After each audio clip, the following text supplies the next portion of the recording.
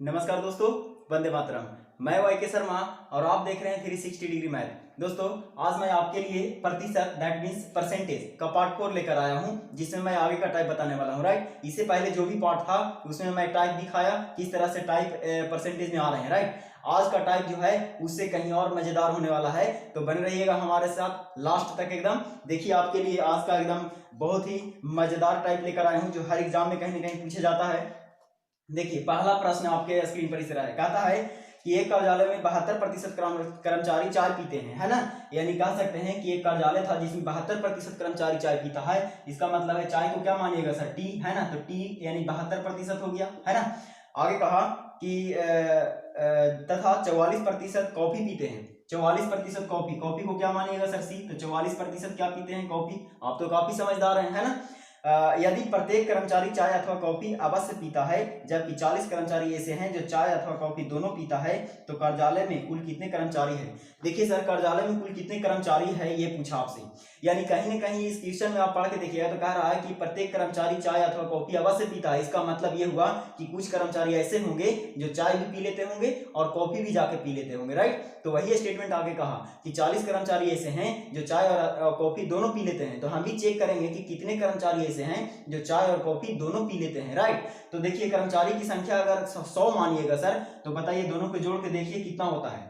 4 और 2 कितना हो गए, 6, है ना। 7 4 11 यानी 116%। सर बताइए, जब कर्मचारी की संख्या 100 माने होंगे तो 116 हुआ। इसका मतलब है कि 16 कर्मचारी ऐसे हुए होंगे जो चाय भी पी लेते होंगे और जाकर कॉफी भी पी लेते होंगे। राइट, यानी चोरी कर ले रहा है वो।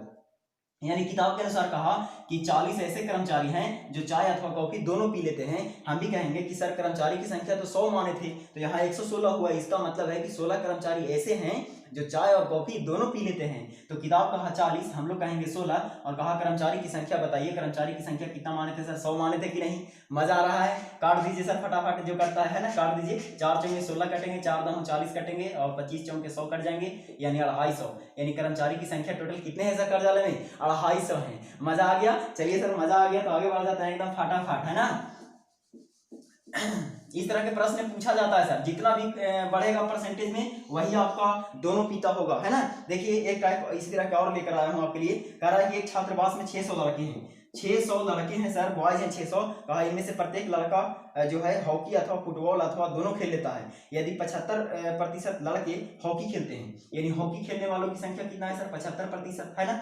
आगे कहा और 45% लड़के फुटबॉल खेलते हैं, यानी फुटबॉल को क्या मानिएगा, एक। आप तो काफी समझदार है, तो कहा कि ये 45% खेलते हैं। राइट, अब आपसे सवाल कहा था कि बताइए कितने लड़के हॉकी अथवा फुटबॉल दोनों खेलते हैं, है ना। देखिए यहाँ पर आपने कांस्टेंट टर्म दे दिया है कुल लड़कों की संख्या, वहां पर नहीं दिया था, वहां निकालना था, यहाँ निकाल के दे दिया है। राइट, तो हम इसी की तुलना करेंगे, है ना।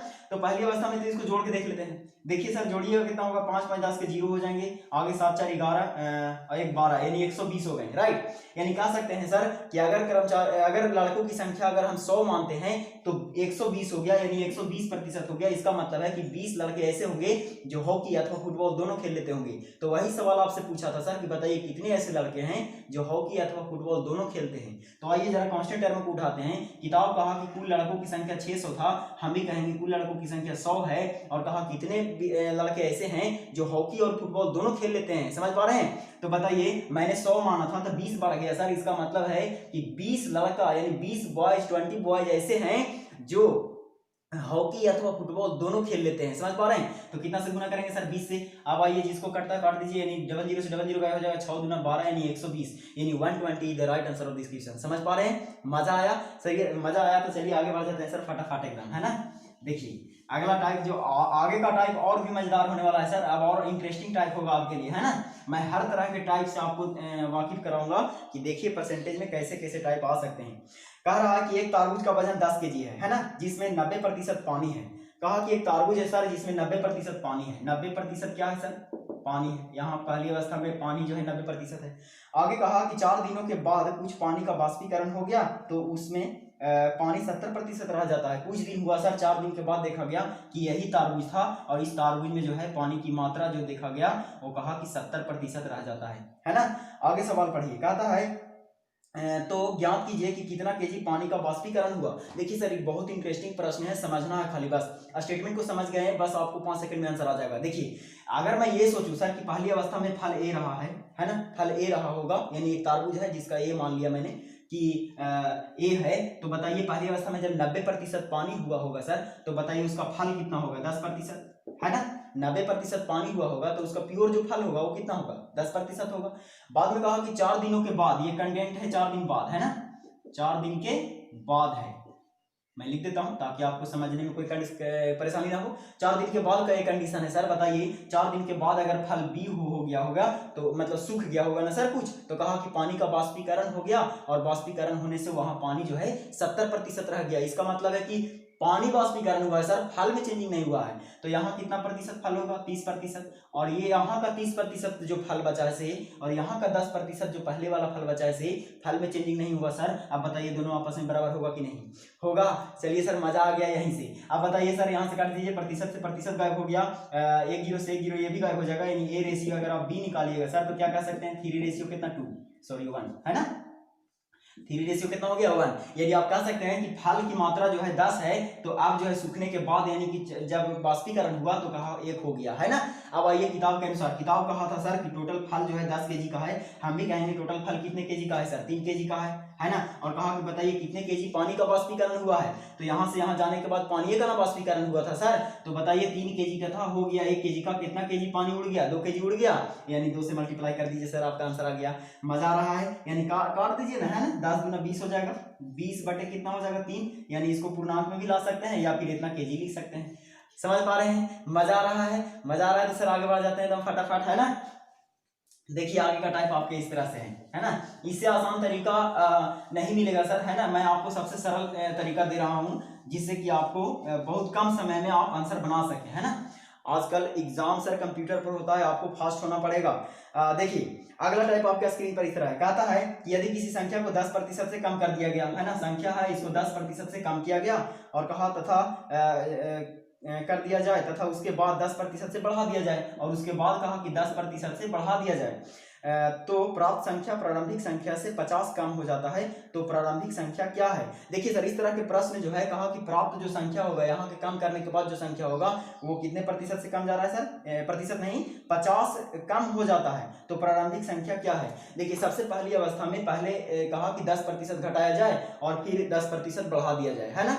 तो पहली इसको कंडीशन को देखते हैं कि जब ये कंडीशन हो जाता है तो संख्या क्या रह जाता है ना। यानी मैं एक टाइप बताया था सर स्टार्टिंग क्लास में, याद कीजिए, सॉरी स्टार्टिंग क्लास में मैंने बताया था कि इस तरह के जब 10% बढ़ाया या घटाया जाए या कुछ भी किया जाए तो उस कंडीशन को लगाइए। कह सकते हैं कि -10 हो जाएगा, यहाँ से चेक कर लेते हैं पहले, और +10 हो जाएगा, -10 गुना 10 बटा कितना हो जाएगा सर 100, है ना, 1 0 से 1 0 गायब हो जाएंगे। अब बताइए यहाँ से -10 से -10 तो ये कैंसिल हो जाएगा, बचेगा -1, यानी -1 कहने का मतलब क्या हुआ सर कि अगर पहली अवस्था में हम देख लेते हैं, पहली अवस्था और अब की अवस्था, तो पहले अगर 100 रहा होगा संख्या सर, तो बताइए 1 घट रहा है, यानी कि कितना हो गया 99, है ना, 1 घट रहा है तो कितना हो गया 99। अब आइए किताब के अनुसार, किताब कहा कि 50 कम हो जाता है, देखिए तो सर कितना कम हो गया सर, 1 कम हो गया, और कहा कि बताइए संख्या क्या है, क्या पूछा था सर देख लीजिए, तो कहा कि बताइए प्रारंभिक संख्या क्या है सर, प्रारंभिक संख्या कितना माने हैं 100, यानी 100 से मल्टीप्लाई कीजिएगा तो कितना हो जाएगा सर 5000,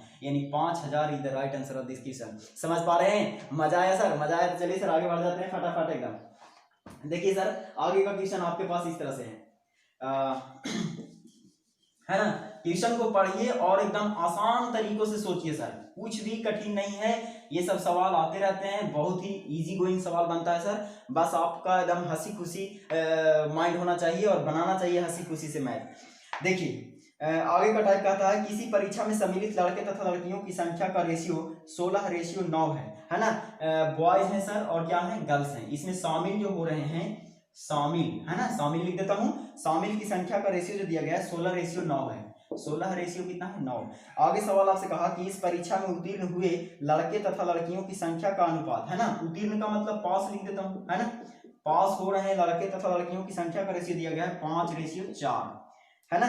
आगे पढ़िए, कहता है यदि 80% लड़कियां उत्तीर्ण हो गए हैं तो कितने प्रतिशत लड़के उत्तीर्ण हुए, का 80%। आइए सर किताब के अनुसार चलते हैं, 80% लड़कियां ऐसे हैं जो उत्तीर्ण हो गए, पास हो गए, तो इस कंटेंट को देखने के बाद आपको लग रहा है सर ये प्रतिशत में दिया हुआ है, तो क्यों ना ये जो दिया हुआ है रेशियो में, इससे यहाँ से तो कोई कंटेंट नजर नहीं आ रहा है, लेकिन मैं आपको कंसीडर करवाता हूँ सर, मजा आ जाएगा। देखिए ये 80% है ना सर लड़कियों का पास, है ना।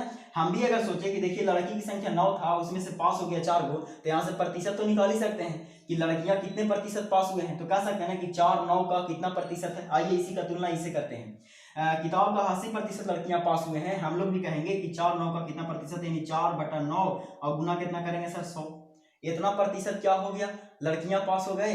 अब बताइए सर, कहा कि लड़के कितने प्रतिशत पास हुए हैं, तो सबसे पहले तो पास की संख्या निकालना पड़ेगा।